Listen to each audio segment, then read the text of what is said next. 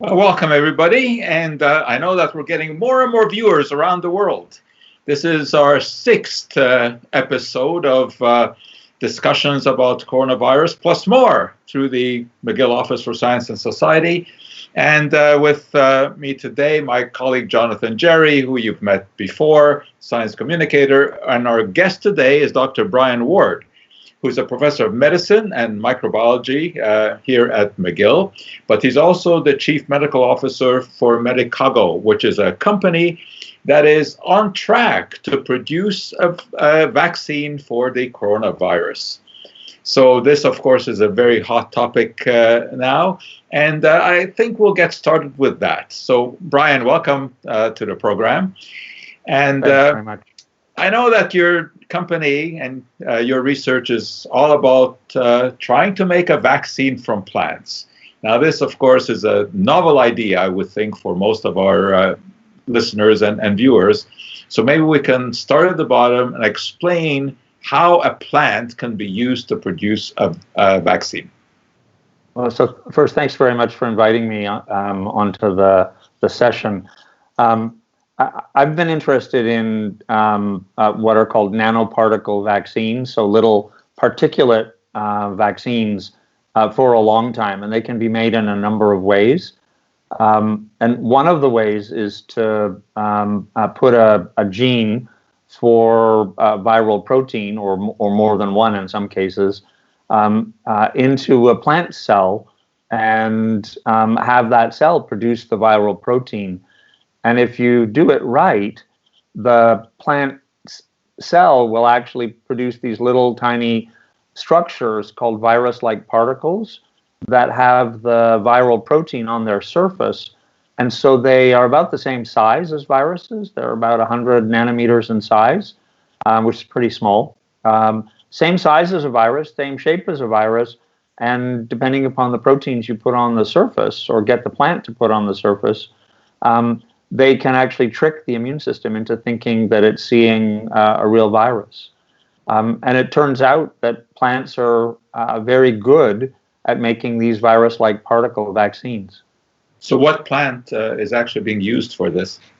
It's an Australian weed called Nicotiana benthamiana, and it's actually a distant relative of the tobacco plant. And the reason we use it is that, number one, it's a weed. It's incredibly hardy. It grows very quickly, and it has the peculiarity of producing very high levels of protein in the cells of the leaves. And how is the gene introduced into the plant physically? I mean, somehow it's soaked in a solution, or it's totally cool. If you think back to your high school biology, the vascular system of all plants, from the biggest trees to the smallest little weeds, connects the leaves to the roots. And it turns out that if you turn the plants upside down into a bath of material that contains a bacterium that normally infects plants, and you've put the gene into that bacterium, the bacterium lives to put its genes into plant cells. And so what we've done is we've defanged that bacterium. It's called agrobacterium. And we've made it non-virulent. It doesn't make the plant sick, but it does very effectively push the gene that you've put into it into every plant cell. So we make a bath of these agrobacteria that have been transformed. In other words, we've added a gene to them that they're ready to insert into the plant cells, turn the plant upside down so its leaves are immersed, and then we apply a vacuum to the roots. And the leaves of the plant, because they're connected to the roots through the vascular system, they collapse like a sponge. And then when you release the vacuum, they re-expand and suck this fluid with the bacteria all through their vascular system, so that every cell in the plant is exposed to this bacterium within seconds.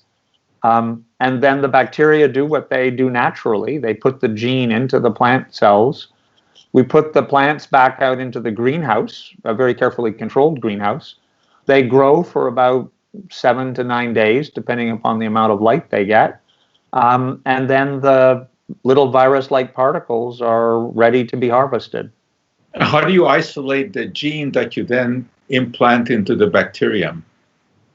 Oh, so this is pretty standard molecular biology. So you figure out which gene is, or which genes are likely to make the proteins that will provide an immune response that will be protective.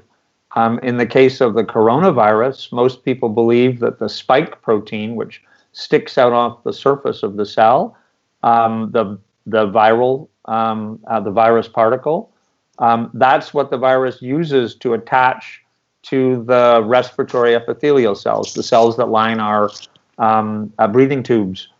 And antibodies directed against that spike protein are able to block the infection of the virus. And so the original key here was the Chinese researchers who isolated the genes, no? Absolutely. Yeah. So they released the genetic sequence for this virus, which had a new spike protein compared to the earlier SARS or the MERS viruses.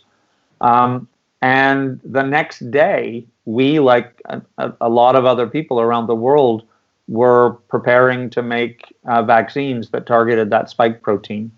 So how far along are you? Well, we're not as far as we would like to be, but we have produced the candidate vaccine in the plants at fairly high levels. The first animal studies started about 10 days, 2 weeks ago. So we should get our first look at whether the vaccine will drive an immune response sometime in the next 1 to 3 weeks. There are some, 100, 125 companies around the world chasing the pot of gold at the end of the rainbow.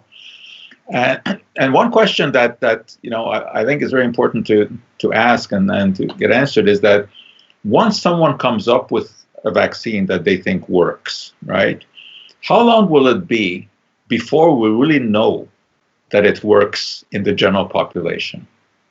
Well, so those are really good questions. But let me just step back a little bit, because first of all, you said there's that people are chasing a pot of gold, and that's actually, I think, a little bit misleading.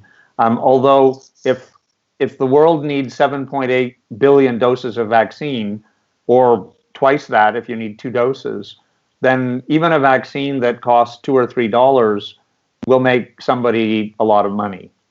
So yes, that's a possibility. However, even the biggest companies in the world, J&J, Sanofi, some of these others, are talking about maybe producing 500 million doses, or J&J is saying 1 billion doses. Well, that's 1 billion doses in a year. And so it's very clear that if we're going to vaccinate the whole world, there are going to have to be multiple vaccines that are used around the world, not just 1 or 2. So we have to hope that many of these vaccines will actually be safe and protective.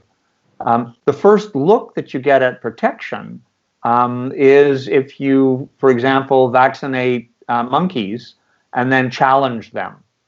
And so the very first challenge studies are actually being reported. One was just reported yesterday in Science.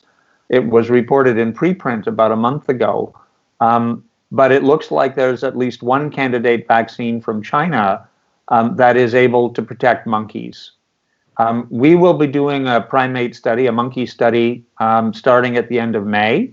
And so we will have a much better idea by mid to late June whether our vaccine also has the potential to protect monkeys. And a vaccine that will protect monkeys is actually very likely to protect human beings. We had Paul Offit as a guest on last week, and one of his concerns was that some companies may be rushing the safety studies. Do you have any such concern? Absolutely. All vaccines are rushing, and all of the regulators are rushing because they're under enormous pressure from governments and populations that want a vaccine. So everybody is moving at unusual speed. And the animal models for the earlier really serious coronaviruses, like the Middle Eastern Respiratory Syndrome and the first SARS, some of the candidate vaccines that were used in animal models for those diseases showed a clear capacity to cause something called vaccine-enhanced disease, where you get the vaccine, and then if you're exposed to the natural disease, it's actually worse. And clearly, that is not what you want your vaccine to do. I've actually been asked to sit on an international panel that's organized by the Coalition for Emerging Pathogen Innovation, called CEPI, and the Brighton Collaboration, which is an international organization that looks at vaccine adverse events, so bad things that happen with vaccines. And we've been trying to figure out how to advise companies and governments and regulators to follow a licensure path for these vaccines that is least likely to cause vaccine-enhanced disease. But if you think about it, if we need 2 doses in 7.8 billion people, and we need to do that quickly, there are going to be at least 10, 12, 15 vaccines that are used in more than 100 million people.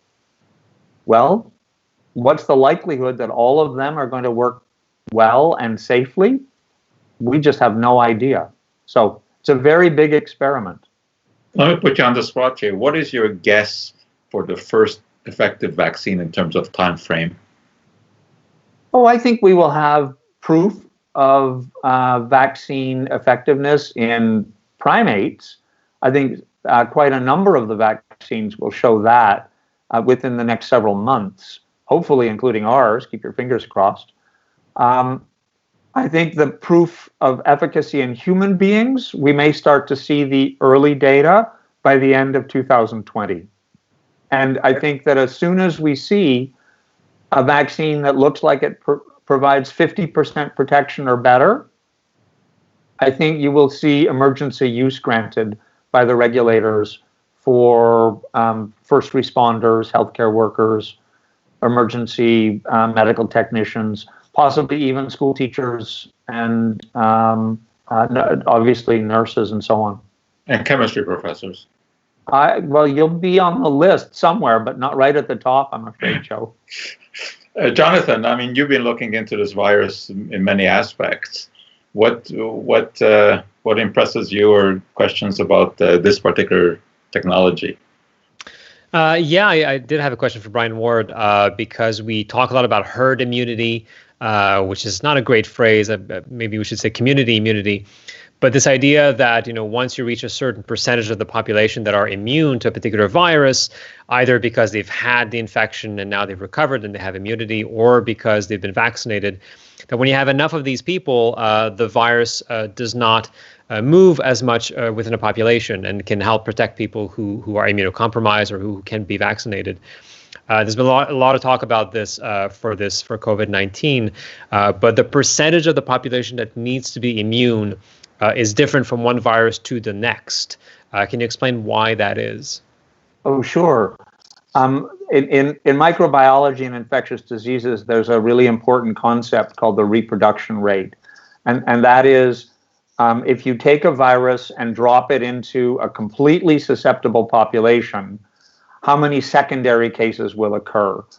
And so, for example, something like HIV has a reproduction rate that's below 2. It's 1.5 perhaps. So every person with HIV passes it on to 1.5 other people.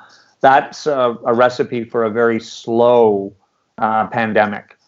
Measles, on the other hand, probably has a reproduction rate that's somewhere between 25 and 75.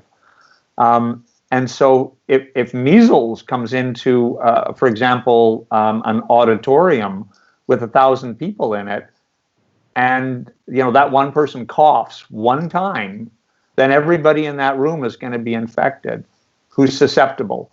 And so the level of community immunity or herd immunity that you need really depends upon what your reproduction rate is.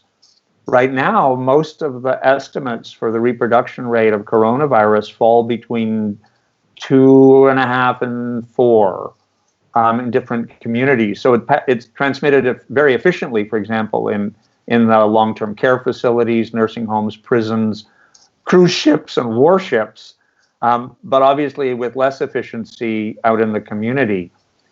For something like measles, to get community immunity, you probably need about 95% of the population to be immune.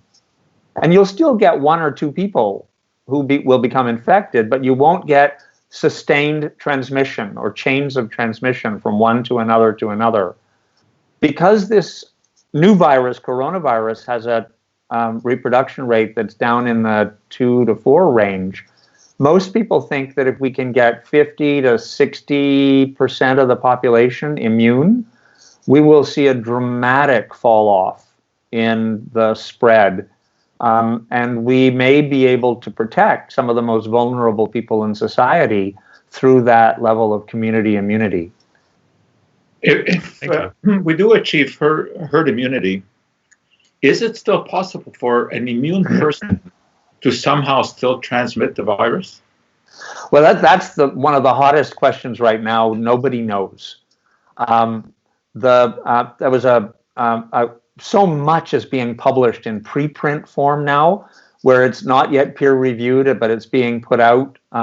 So a manuscript was just released, I think, day before yesterday, that showed that people who definitely had the infection, if you did PCR tests on them every day, which is a particularly cruel experiment to do, but if you follow them every couple of days with PCR tests, which is the swab test that you put in your nose, most of them had evidence of the viral RNA in their respiratory tissues for 3 weeks or more. Now, they did not publish whether or not those the nucleic acid, the genetic material that was there, meant that there was a live virus there. And so it's possible that those people are shedding viral RNA, the genetic material, but are non-infectious. Lots of people are really interested in that question, though. Do people shed the virus for prolonged periods of time, and are they still infectious? And of course, the corollary to that is, can you be infected a second time? And for the routine human coronaviruses, and there are several, there are at least 4 or 5 that circulate in young kids every winter, you don't have immunity for a very long time after you've been infected by one of those regular human coronaviruses. So we just don't know yet. And that actually is potentially really quite troubling for vaccine development. We may find ourselves in a situation. We don't know about this virus, but something we do know is that there are a lot of conspiracy theorists out there. And I bring this up because over the last 2 days, I've had literally over 100 emails asking about this video called Plandemic. Clever name, actually, Planned Epidemic, by Judy Mikovits, who at one time was a reputable researcher. Much to my chagrin, her undergrad degree was in chemistry, but then she went on to become a virologist. And she has a history of conspiracy theory. She's an anti-vax person. She thought that she had the key to chronic fatigue with the virus, and she has been totally discredited. And she, of course, now is claiming that there's collusion between Bill Gates, of all people, Big Pharma, and the deep state to launch this virus onto the population so that eventually they'll have the vaccine and make millions of dollars from curing the disease that they created. I mean, this is so absurd that it's, beyond words. And yet this video is scooting around the internet like wildfire. And people are buying into this conspiracy theory. And she worked for Tony Fauci. And now, of course, she's become his enemy. And that he was the one who undermined her and had her arrested, which is total nonsense. She was once arrested for having stolen data on a computer from a lab, not for whistleblowing about the coronavirus. So what do you make of this? I mean, what fuels this kind of nonsense? Well, I think, sadly, she's not the only person who peddles in conspiracy theories.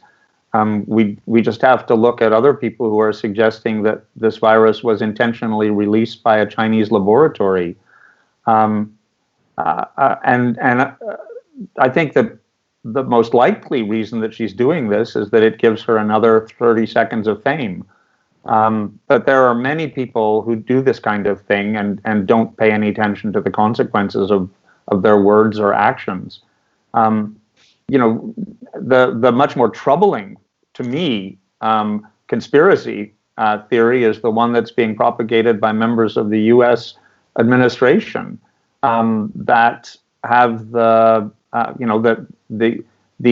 ridiculous story that this is a virus that was released by accident or intentionally from a Chinese lab.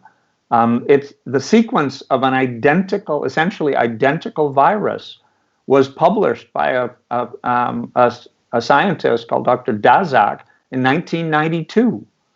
And so if somebody was intentionally releasing this virus, they sure took a long time to do it because it was identified in bats in 1992. So all of these conspiracy theories, I think we need to address them, but we shouldn't give them too much oxygen. I think they should be dismissed with good science, and you have to look at the source from which it comes. Well, if Tony Fauci is talking, I listen. If this other person is talking, I don't. Jonathan has been looking into the 5G business, that the cell towers that have the 5G antennae on there are responsible for destroying our immune system. And I know Jonathan did. How many interviews did you do today on this? Today, I mean, I could count them, but earlier this week, for the whole week, it's been a lot. Yeah, it's worrisome. I mean, this is unfortunately a trend that started elsewhere. We start to see cell towers being set ablaze in the United Kingdom, in Ireland, and other countries in Europe as well. I believe New Zealand too. And now we've had 7 of them here in Quebec, some in Laval, some in the Laurentians. And last night there was a young couple that was arrested. And the provincial police have stated that they do believe that they are responsible for all of these fires. And I mean, it's very interesting to see how all of this fits together, because these kinds of theories have been around for a while when it comes to this type of electromagnetic radiation. Telecommunication signals. When 3G was about to be rolled out, we had similar anxieties over that. 4G, same thing. Just Wi-Fi in schools. I mean, there's a whole movement of parents who want Wi-Fi out of schools because they think that those waves are toxic for their children. Even microwave ovens before that, right? There were people freaking out about microwave ovens. And what is important to remind ourselves of is that these waves are non-ionizing. They are very low in energy. In fact, the 5G that is being used by cell phones is 17,000 times less energetic than the least energetic visible light ray, right? So the visible light that we see is on that spectrum, and is a lot more energetic. It's the much more energetic stuff that we need to worry about, things like UV rays, which can cause skin cancer, and X-rays and gamma rays. But, there are groups on the internet, and there are conspiracy theorists making videos online. There are people like David Icke and Alex Jones that are peddling these theories. And the issue here specifically is that when 5G started to be rolled out, we got hit with COVID-19. And some people thought, well, there you go. One this thing that I was worried about happened, and now this big thing, this pandemic is happening. The two must be linked. There's absolutely no scientific connection between COVID-19 and 5G, and yet there are still people who believe that there is. And unfortunately, there are people who have credentials who push this too. And we do have one at McGill, Paul Heroux, who's a legitimate researcher. He's in, I'm not sure if he's in the medical faculty. I don't know, Brian, do you know if he's in medicine? I'm not sure if he has an appointment. Yeah, and I mean, he's all over pushing this idea. And of course, this is very confusing to people because, you know, they hear on the one hand and on the other hand, not realizing that the one hand holds 99% of the scientists and the other hand holds 1%, right? But journalists will write a story and it kind of seems balanced because they've interviewed one person on each side. Yeah, I was subject to a little bit of that last week when I was asked to give an interview for Radio-Canada, and they asked me to talk about the Medicago plant-based vaccine, but they also asked me to comment on a tiny little company in Trois-Rivières that had $20,000 to make a probiotic that was going to prevent coronavirus infection. And, you know, with all due respect to those scientists, they're very good probiotic scientists, but it is wildly implausible that they have the secret recipe for probiotics that's going to prevent coronavirus. And unfortunately, that creates a false equivalency in the eyes of the viewers when you do a 10-minute segment on these two Quebec-based vaccines. And in fact, they gave about 7 of the 10 minutes to the little guy in Trois-Rivières and the probiotics, as opposed to a quite viable, I think, plant-based vaccine. Sure, because such a seductive idea that you can pop a pill or drink a glass of something. That's right. And I mean, this stuff is all over the internet now. You know, garlic juice and all kinds of stuff. But Emily, is there a question about vaccines that we have there? Yes.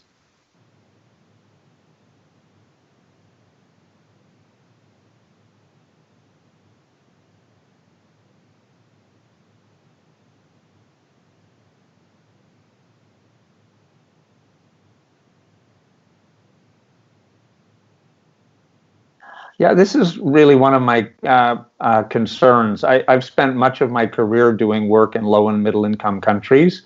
Many of my best friends are living in low and middle income countries. Right now, unfortunately, the country in the world that has the highest rate per million population is, in fact, Peru. Peru does not have the resources to deal with this pandemic. Peru also has no capacity to produce vaccines. There is no manufacturing capacity. So who is going to make vaccines for low and middle income countries? We have an unfortunately long history of producing vaccines for us, and eventually we get around to making them available for them, the low and middle income countries. And I think it would be extremely unfortunate if we do that again in the context of a pandemic that is crippling people's economies and killing people in poor countries. And it's not just poor countries. Saudi Arabia has little to no capacity to produce vaccines. Well, they at least have enough money to buy a vaccine. But who's going to supply vaccines for Bolivia or Haiti? Or other countries that have no way to make the vaccines? Are they simply going to wait until everybody else has been vaccinated and then get a few, the leftover doses?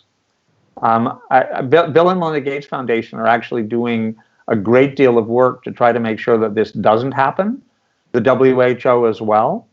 But we've recently seen the attempt again, and I'm not necessarily picking on the American administration, but we recently saw an attempt by the American administration to tempt a European company away from Europe in order to produce their vaccine in the United States.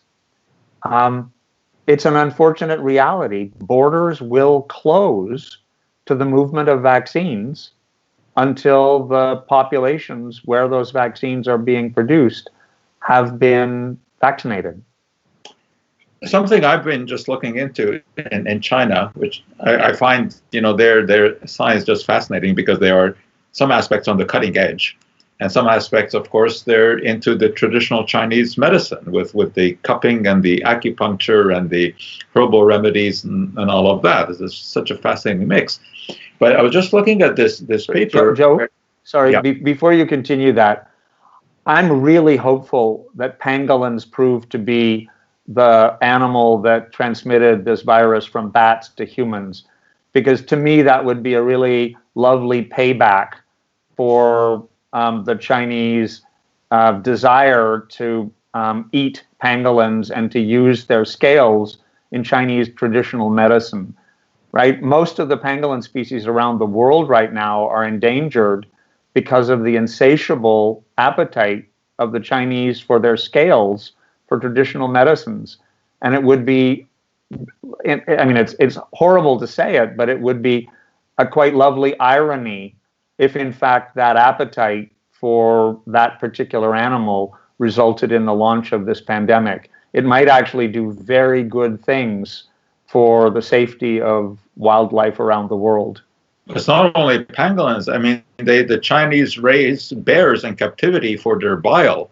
Yep. And I mean, this is just a vile practice because these bears are locked into these cages, sometimes for decades, and they have a catheter inserted into their bile duct to suck out the bile. And then people think that wild bear bile is better than captured bear bile, so there's stress on the wild population. And then, of course, there's the rhinoceros horn story, and tiger eyes, and deer penises. All of this, I mean, yeah, it's terrible. But at the other extreme, they have some very sound science. And I was just looking at what I was mentioning. Researchers who isolated one of the enzymes that is responsible for making the spike protein. And they mapped that enzyme and found that there's a pocket in there which could be blocked by potentially a drug to prevent the formation of the spike protein. And I mean, I just find this, so interesting that they were able to look at the three-dimensional structure and find the pocket into which they could plug a drug, and they've actually synthesized a model compound and showed in vitro studies that this could work. I mean, so at one extreme you have this unbelievable science, and at the other extreme you have the deer penises. It's really something. Spoken like a true chemist. Say you would be attracted to that as a chemist. Yes, yeah. I like pockets into which you can plug drugs and then match the exact structure. Because as I always say, everything depends on molecules. If you have a good understanding of molecules, you know how the world works. Something else that we've been seeing a lot of research in is the vitamin D story. And what do you think about that? I mean, the idea that COVID-19 becomes more serious in people who have very low vitamin D levels. Vitamin D is certainly the vitamin of the last several years. We've gone through a series of periods of excitement for one or another micronutrient. And there are very clear examples of micronutrients that can have very beneficial effects in insufficient quantity, anti-infective effects, or anti-cancer effects in the case of some of the antioxidant micronutrients. One of the best examples actually comes out of China. Again, it's called Keshan disease. There's a region in China where the soil is deficient in selenium. And so everything that grows there, animals, plants, and people, are all deficient in selenium. And it was discovered over a period of about 50 years that deficiency of that specific micronutrient, and only that micronutrient, made people highly susceptible to Coxsackie B virus infections of the heart. And all you had to do was give people selenium supplements, and periodic epidemics that killed hundreds, if not thousands, of people in Khetrun province in China essentially disappeared. And so I'm actually a big believer in this sort of some of the reductionist ideas, which basically means that there is the possibility that a vitamin or a micronutrient can have real impact on our immune system and our ability to respond. I think that there's pretty strong data. There's a study just came out in Europe where they looked at 20 countries, and they looked at mean blood levels of vitamin D3, and found that where the average blood level was low is where you had the highest incidence of severe COVID-19. So nobody's suggesting that taking vitamin D3 is going to prevent the disease. But what they are implying that the disease, if you get it, is not as severe if you have sufficient vitamin D. So it's interesting, yeah. So what is your guess? What is going to come first, a vaccine or a treatment? Well, I hope both. I think that there's more of a chance that we will see a treatment that is proved to be effective before we see a vaccine that's proved to be effective, simply because the people who are already sick need to be treated, and you have an answer within a couple of weeks if you have enough people who are infected. With a vaccine and a low attack rate, right? We've got maybe 5 to 6% of the population in most of the world infected with coronavirus now in the first 5 months of the pandemic. If you were to do a vaccine study, you would have to enroll thousands and thousands of individuals in order to find 50, 60 cases over the next 5 months, let's say. On the other hand, for treatments, there's no shortage of people who are being admitted to hospital right now around the world. And so you can actually test novel treatments far faster than you can test novel vaccines. So Jonathan, I know you've been looking into remdesivir, and the first studies were kind of interesting because it showed basically faster recovery, which is nice, but what we're really after is reduced mortality. Now, I just saw a report today that there actually may be reduced mortality as well as reduced time in hospital. Have you seen that? I would love to chime in on this, but I haven't had a chance because I've been flooded with interview requests about 5G. So I have not followed the remdesivir story. It was a little weird last week when I know that the press release has to go out first, but the study was not available at first. We'll see. I don't know. I haven't looked into that. Brian, what do you think about remdesivir? Well, I think it falls into the category of it looks like it's better than nothing, but it's not a slam dunk. And it does appear to limit the viral load quite quickly, right? So the what are called virologic outcomes appear to be quite markedly improved. So if you're culturing the virus from the person's respiratory secretions, the amount of virus goes down very quickly with remdesivir. People do appear to have a shortened stay in the hospital, but it's not shortened from 20 days to 2 days. Yeah. It's shortened, from maybe 20 days to 15 or 16 days.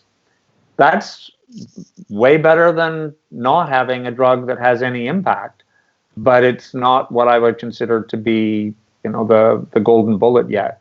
Well, the hydroxychloroquine balloon seems to be deflating very quickly. Yep.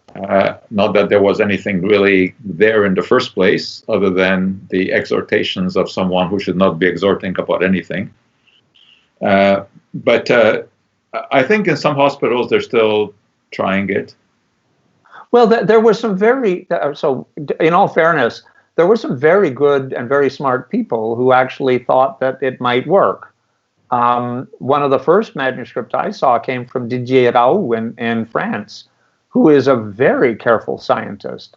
And reading his manuscript, well, the first clue was that it wasn't published in one of the big splashy journals. It was published in a relatively low impact journal.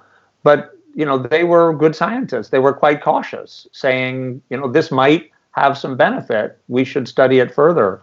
The trouble is that a number of people took those kinds of articles and then went big very quickly because everyone was grasping at straws.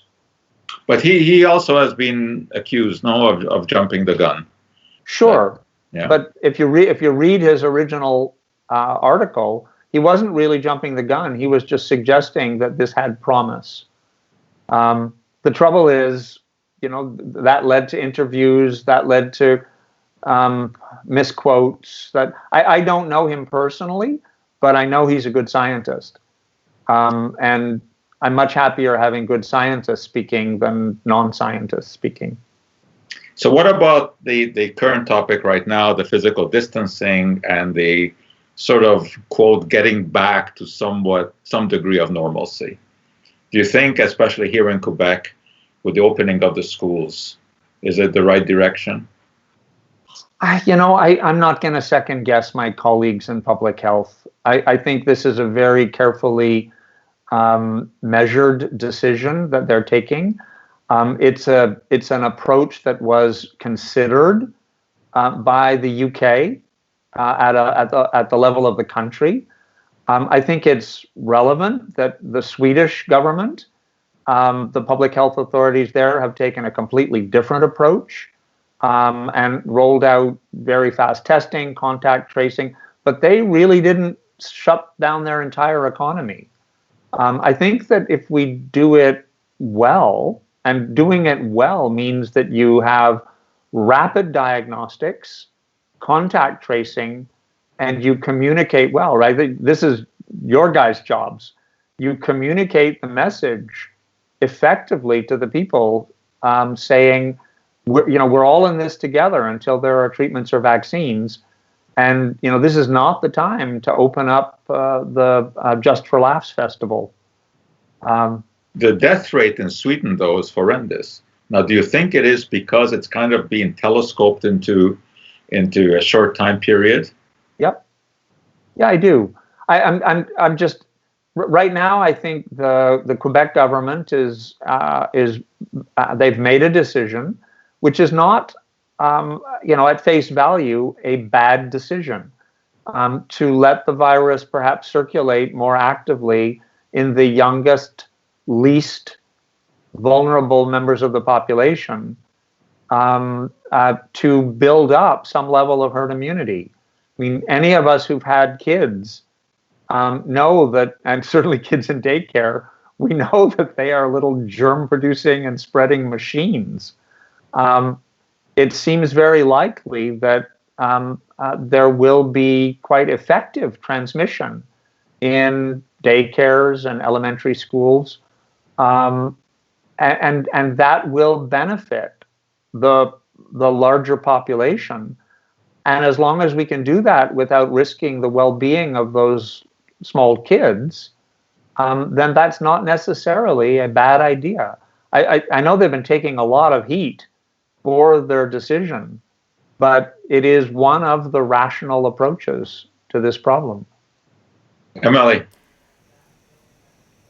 Okay, now I'm going to try, and I'm going to have to see the audience comments because no one could hear me before. So hopefully they could hear me now. I actually just have a question now based on what Dr. Ward was saying about kindergartens being good breeding grounds and everything for children of infection and virus.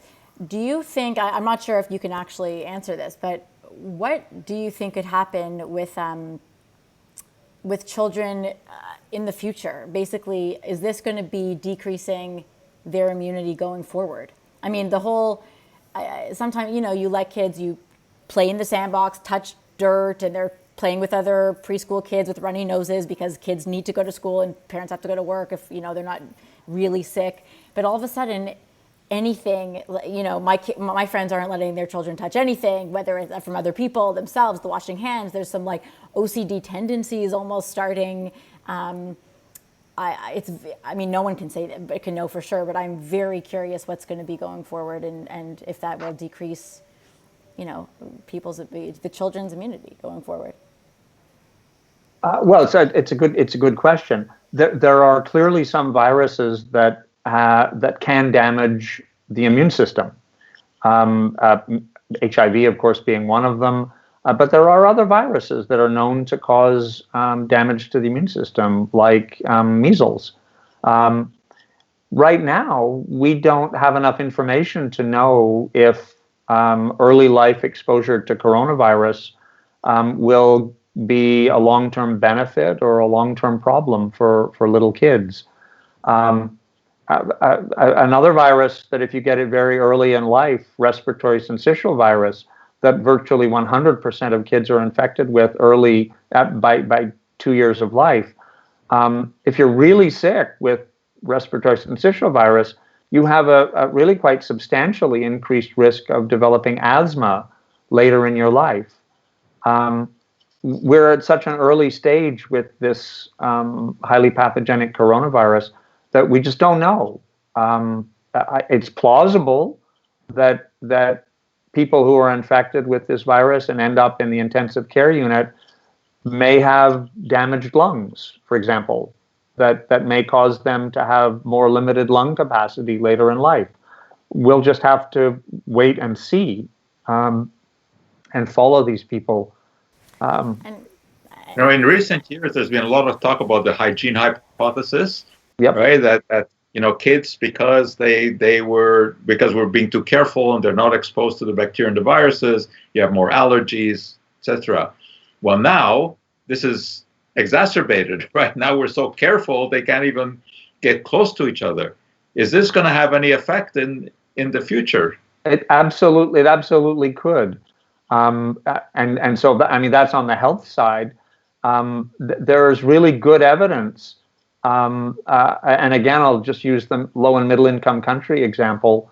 Right now, in many countries in the world, the second largest source of foreign capital is money sent home by all of the people who are working in other countries.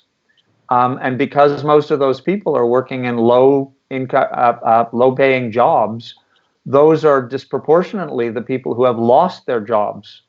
And so there has been a dramatic decline in money flowing from wealthy countries to poor countries.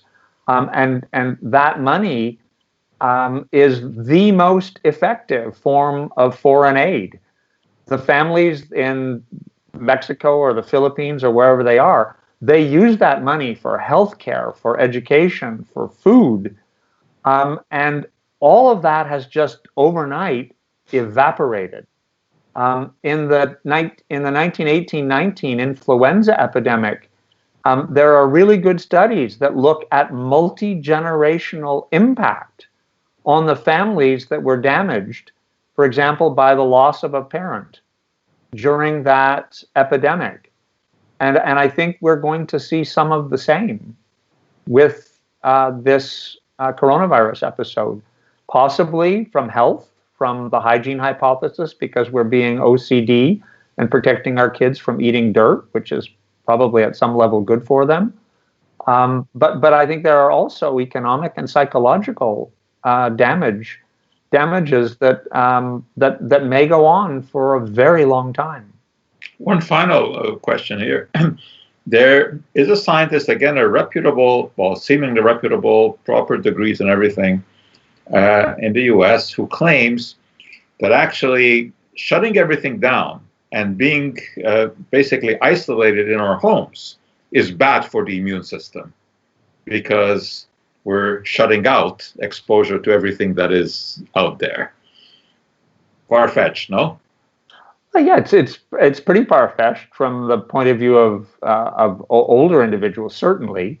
I think there's a lot of truth in what grandparents say. the sayings that you get sick of hearing them, but one of the old ones is what doesn't kill you makes you stronger. And I think that for a lot of infectious diseases, that probably is true. Not that we should rush out and get our kids infected with everything, but I think it is possible to overprotect them. Right now, we're in a situation where we just don't know enough, or we didn't know enough. But the mortality level in very young kids, the serious infections in very young kids, are very, very low. They're not zero, but they're very, very low. And so that's the decision that the Quebec government has made based on very good public health advice. Quebec has a very, very strong public health infrastructure. Many of these people are my friends and colleagues, and I respect their opinions a great deal. I don't think that the decision they've made to open up the daycares and the elementary schools is necessarily a bad one, but we'll see. If in the next month or two we actually see that this policy backfires and we find ourselves with a big second wave, obviously they'll correct course. What do you think? When will we see? It's never going to be normal again. We're not going to go back to the world as it was before. But when do you think we'll feel comfortable going to a restaurant, going to a movie? Well, I feel comfortable going to a drive-in movie tomorrow. I think drive-in movies are going to come back. They are actually coming back now. There's a new, sure they are. Yeah, I'm looking forward to popcorn hanging on the side of the door. With your physical distancing people in your little car. That's it. That's right. Yeah. But I thought that the whole idea of drive-in movies is to not have physical distancing. Right? Well, you're betraying your age there. This is 2020 drive-in movies. It's not like it was. Oh yeah, I have good memories of driving movies, of driving away with the speaker still on the window.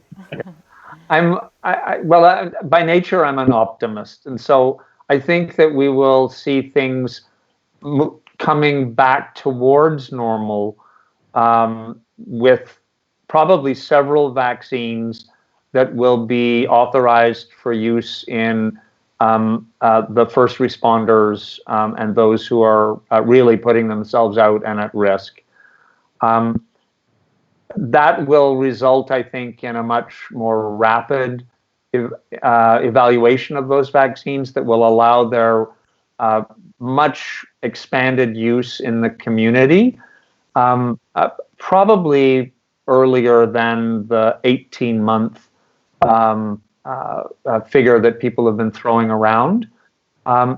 However, once we decide that a vaccine is safe and works reasonably well, we will still have the problem of producing it. And that's why people like Bill Gates are saying things like, the Gates Foundation is ready to spend $1 billion building 7 factories, each of which can produce 1 billion doses of vaccine, knowing full well that only 3 of them are going to work. One of the most bizarre things is that of all people in the world, Bill Gates is being implicated in these absurd conspiracy theories. I mean, it's unbelievable. Anyway, I think we've learned a lot here today, and it's nice to see that you're somewhat hopeful with the development of the vaccines.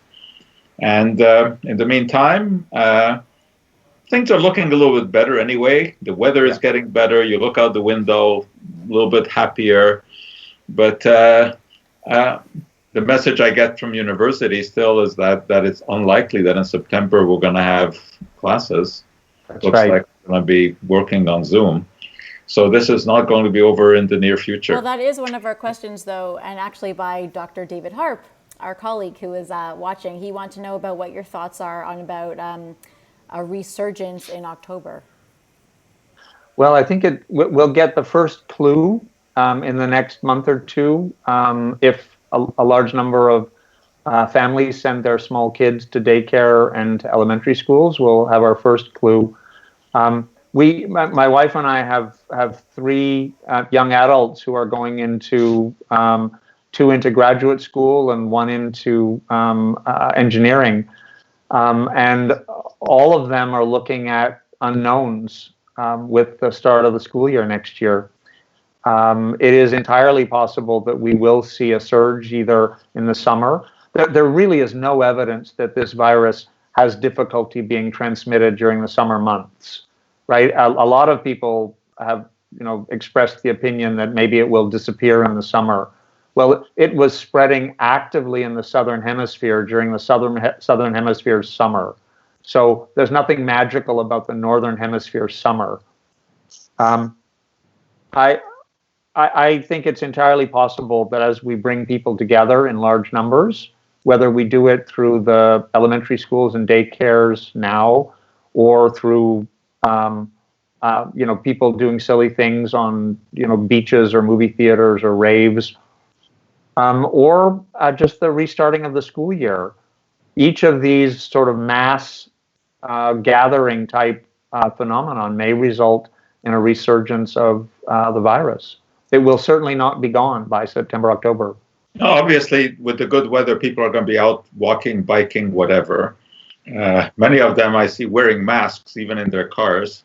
Yeah. What do you think? I mean, you're just out walking or biking. What is the chance of being infected? Oh, I would think very close to zero. For those of us who have worn masks for long periods of time, they are annoying.